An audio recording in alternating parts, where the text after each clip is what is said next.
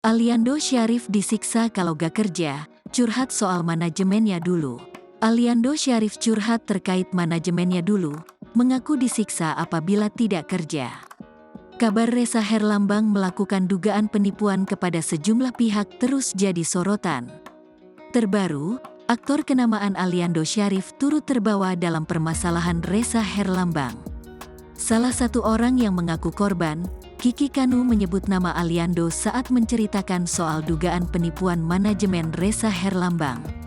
Kiki Kanu mengatakan, salah satu alasannya masuk ke manajemen Ressa Herlambang adalah karena ada Aliando Syarif.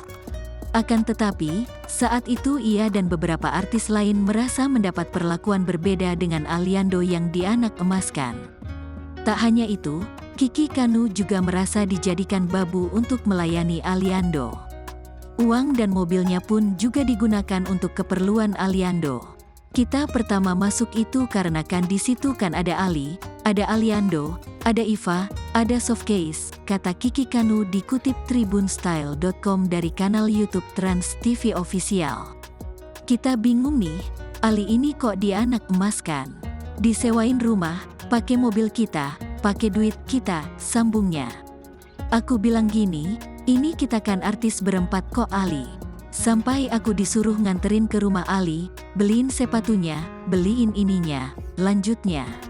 Seandainya kalau Ali melihat dan Ali pasti inget aku yang nganterin ke rumahnya, aku beliin sepatu sampai chargeran, udah kita kayak babunya Ali sama Ressa dibikin.